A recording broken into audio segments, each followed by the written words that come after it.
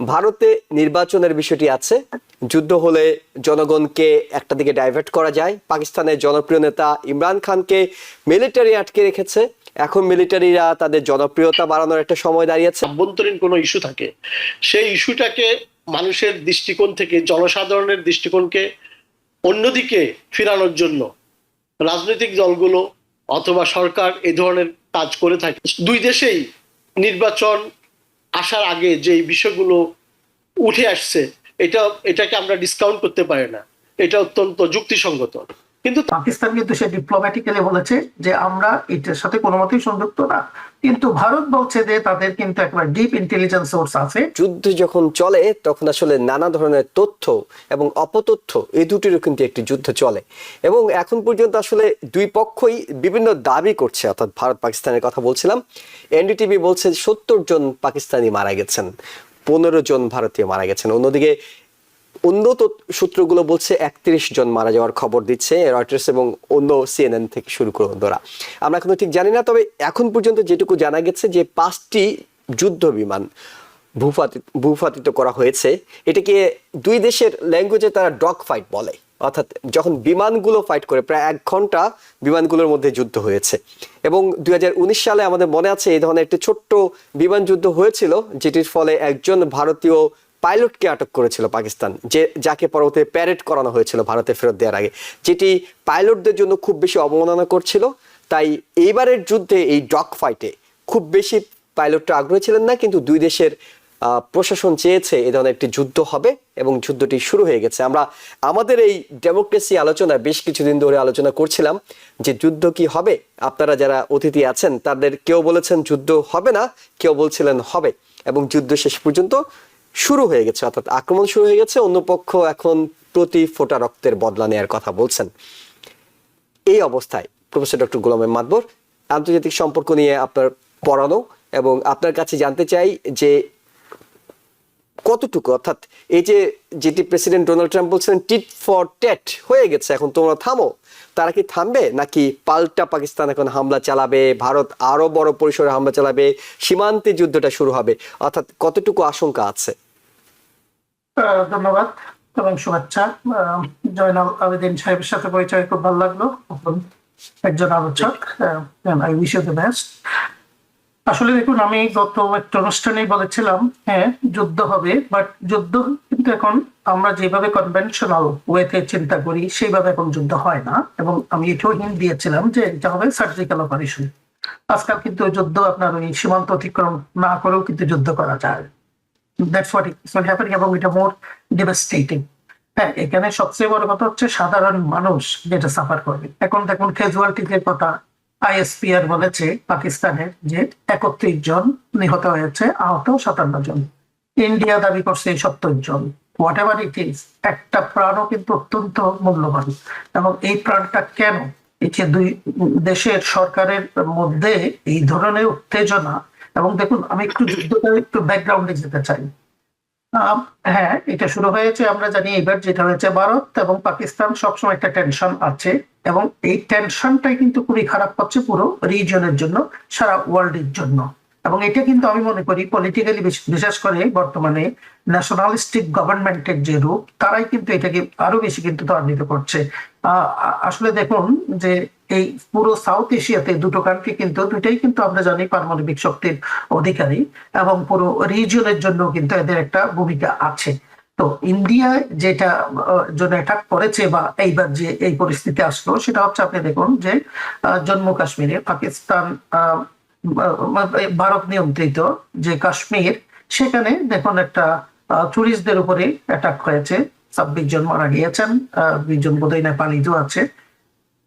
সেই অ্যাটাকটা ভারত বলছে যে পাকিস্তানই করেছেন, কিন্তু দেখুন আজ পর্যন্ত কোনো কিন্তু এভিডেন্স দিতে পারে নাই। পাকিস্তান কিন্তু they went to the United Nation, এবং ইউনাইটেড নেশনে কিন্তু they lodge it, and they said that if there are truth and there are evidences, show us the evidences, that is the way so we resolve the issue. আমার কাছে যেটা খুব আপত্তিকর মনে হলো, ভারত কেন ইউনাইটেড নেশনের আপনি শরণাপন্ন হলো না। এইভাবে আমরা তো আসলে এখন পৃথিবীতে যে যুদ্ধগুলো হচ্ছে বা যে ধরনের যে আপনার রেশারেশি গুলো চলছে, আমরা উই অল অ্যাবাইড বাই, আমরা সেই আমরা সবাই বলেছি কান্ট্রিগুলো 113, we are going to go by the rules of the United Nation. আমরা সিগনেটারি, কিন্তু এখন দেখুন যে কেউ কিন্তু সেই সুযোগটা নিচ্ছে না। পাকিস্তান কিন্তু সে ডিপ্লোম্যাটিক্যালি বলেছে যে আমরা এটার সাথে কোনো মতেই সংযুক্ত না, কিন্তু ভারত বলছে যে তাদের কিন্তু একবার ডিপ ইন্টেলিজেন্স সোর্স আছে যেখানে করেছে। তো এখন সেটা অ্যাটাকটা তো হয়েছে, আমরা জানি যে ভারত নিয়ন্ত্রিত যে কাশ্মীর, সেখানে এখন যে অ্যাটাকটা ইন্ডিয়া করেছেন যে পাকিস্তানের উপর, সিভিলিয়ানদের উপর, যেটা আপনার শাহবাজ শরীফ বললেন পাকিস্তানের প্রধানমন্ত্রী, এটা হচ্ছে একটা যে কাওয়ার্ড কিন্তু কাপুরুষতা। কিন্তু ভারত বলছে তারা সন্ত্রাসী স্থাপনার উপরে হামলাটা করেছে, তারা কোনো সিভিলিয়ানের উপর করেনি। এক্স্যাক্টলি, এবং আমরা জানি না এখন অ্যাটাকটা কোথাও হয়েছে। আপনি যথার্থভাবেই বলেছেন, যুদ্ধের সময় সবসময় প্রপাগান্ডা হয়, মিস ইনফরমেশন হয়, ডিসইনফরমেশন হয়, এবং that's what actually at this point happening. তো এখন আমি যেটা বলছিলাম যে এটা সার্জিক্যাল অপারেশন হবে এবং সেভিং দ্য ফেস একটা কথা আছে যে নিজের মান সম্মান রক্ষা করা। পাকিস্তান এখন বলছে তারা রিটালিয়েশন করবে, এবং অতীতেও কিন্তু আমরা দেখেছি দুই দেশের ভিতরে এটা হয়েছে আর কি। তো যেটা হচ্ছে আমি মনে করি আনফর্চুনেট হবে। এখন আন্তর্জাতিক যে একটা রোল, ভূমিকা, if you just put G, the United আমরা এটা আসবো, আন্তর্জাতিক ভূমিকা আসবো, কিন্তু আপনার কাছে আরেকটা বিষয় জানতে চাই। এখন পাকিস্তান বলছে পাল্টা প্রতিশোধ নেবে, অর্থাৎ তারাও একটা হামলা চালাবে। তো তারা যদি আবার হামলা চালায়, এবং তখন তো ভারত বলবে যে আমাদেরকেও আরেকটা হামলা চালাতে হবে, তখন কি এই হামলা পাল্টা হামলা চলতেই থাকবে, নাকি আসলে বিষয়টা মানে দেশের ভিতরকার বিষয়গুলো আমি জানবো যে ভিতরেও তো এক ধরনের চাপ আছে। একটা পর্যায়ে এসে কিন্তু থামবে। আসলে দুটো কান্ট্রি কিন্তু এটা আপনার ওই যে eye for eye, the whole world gets blind, এই ধরনের অবস্থায় আলটিমেটলি যাবে। প্রথম দিকে যে শুরু হয়েছে, এখন পাকিস্তান করবে, পাকিস্তান করলে আবার হয়তো ইন্ডিয়াও করতে চেষ্টা করবে, ইন্ডিয়া করলে আবার পাকিস্তান। কিন্তু এট ওয়ান পয়েন্ট আমরা জানি যে আলটিমেটলি ইকোনমি ম্যাটার, মানুষের জান ম্যাটার, নিরাপত্তা ম্যাটার। আলটিমেট একটা পর্যায়ে কথা হচ্ছে যে আমি যে বললাম যে একটা প্রাণও কেন হারাবে। For your the atrocities, for your the whatever the greed you have, or whatever the power that you want to show, the mighty nation হিসেবে তুমি যেটা দেখা যাচ্ছ, কেন সাধারণ মানুষ সিভিলিয়ানদের উপরে অত্যাচারটা হবে? সিভিলিয়ানরা কেন এটাতে, why they are going to pay the price? এবং যুদ্ধের সবচেয়ে বড় কথা, এখন দেখুন বড় বড় কান্ট্রি গুলো, এখন অনেকেই বলছে, ভারত, ইউনাইটেড স্টেট বলছে, পশ্চিমা দেশগুলো বলছে, রাশিয়া বলছে, চায়না বলছে যে stop it, don't go for it anymore, tit for tat, কিন্তু at the same time আমি মনে করি আন্তর্জাতিক বিষয়ে আরেকটু চিন্তা করা উচিত যে they are the one supplier of the arms.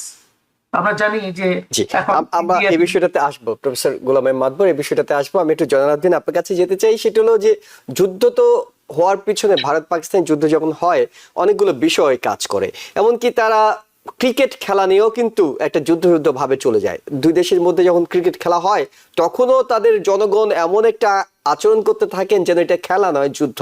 সেখানে যখন কাশ্মীরে 26 জন প্রাণ হারিয়েছেন, এই যুদ্ধটা যে হবে, হামলাটা যে হবে, সেটি অনেকে বলছিলেন যে হবে, কারণ এটা ইগোর সমস্যা, ইজ্জতের সমস্যা। আপনার কাছে যেটি জানতে চাই জনার্দ্দিন, সেটি হলো ভারতে নির্বাচনের বিষয়টি আছে।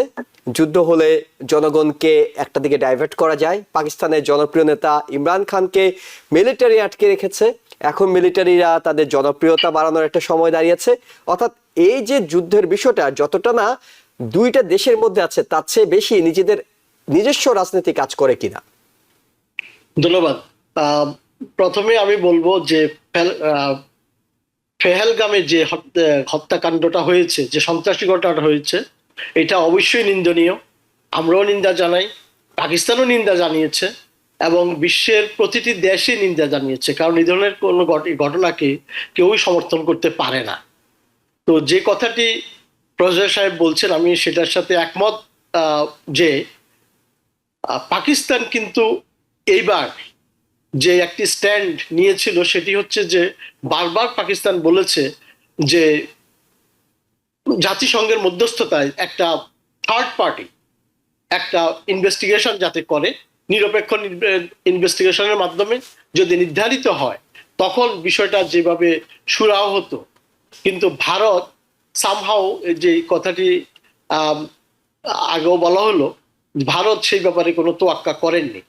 তো তোয়াক্কা না করে গত কয়েকদিনেও, মানে 22 তারিখের পরে, 22 তারিখের তো 22শে এপ্রিল যখন ঘটনাটা ঘটলো, এরপর থেকেই কিন্তু উত্তেজনাটা আস্তে আস্তে পারদ বাড়তেছিল। তো যে কথাটি আমরা আমাদের সঞ্চালক সাহেব বলেছেন সেটি হচ্ছে যে আমরা দেখে থাকি যখন আভ্যন্তরীণ কোনো গোলযোগ থাকে, আভ্যন্তরীণ কোনো ইস্যু থাকে, সেই ইস্যুটাকে মানুষের দৃষ্টিকোণ থেকে, জনসাধারণের দৃষ্টিকোণকে অন্যদিকে ফেরানোর জন্য রাজনৈতিক দলগুলো অথবা সরকার এই ধরনের কাজ করে থাকে। আমরা লক্ষ্য করেছি গত কিছুদিন ধরে ভারতে একটি ওয়াকফ আইনের প্রেক্ষিতে লক্ষ লক্ষ মানুষ, হিন্দু মুসলিম একাকার হয়ে রাস্তায় নেমে এসছে, অনেক গন্ডগোল হয়েছে, মুসলমানদের উপরে অনেক অত্যাচার হচ্ছে, তো প্রতিবাদ হচ্ছিল, লক্ষ লক্ষ মানুষের সমাগম হচ্ছে, এবং ডেফিনেটলি এর একটি প্রতিক্রিয়া ভারত আগামী নির্বাচনে দেখবে, এটা বলার অপেক্ষা রাখে না। কারণ বিভিন্ন রাজনৈতিক দল এবং বিভিন্ন সামাজিক সংগঠন হিন্দু মুসলিম একাকার হয়ে মোদী সরকারের বিরুদ্ধে কিন্তু তারা সংগ্রাম করে আসছিল।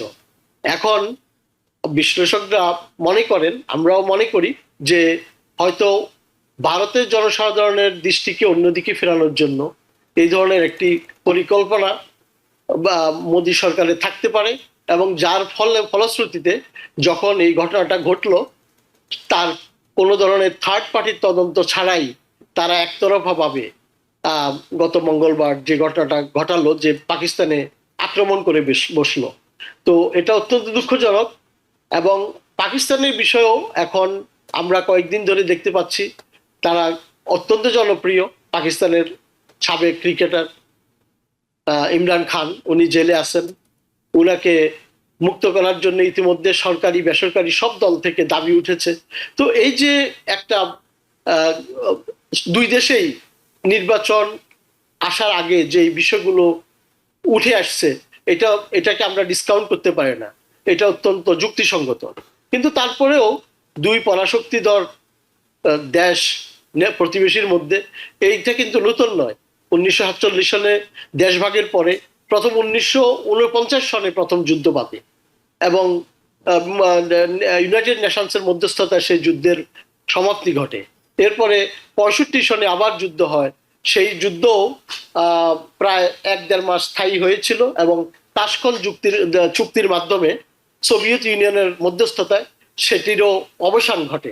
71 সনে আবার যুদ্ধ হলো, সেটারও অবসান হয়েছে 9 মাস দীর্ঘ যুদ্ধের পরে।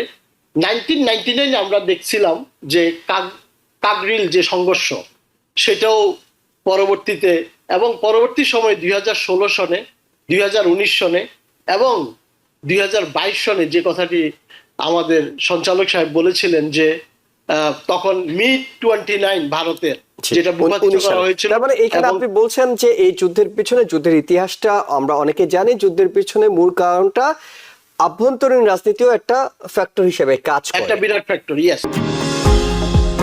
নিউ ইয়র্ক থেকে সম্প্রচারিত TVN 24 টেলিভিশন বিশ্বজুড়ে বাঙালির কণ্ঠস্বর।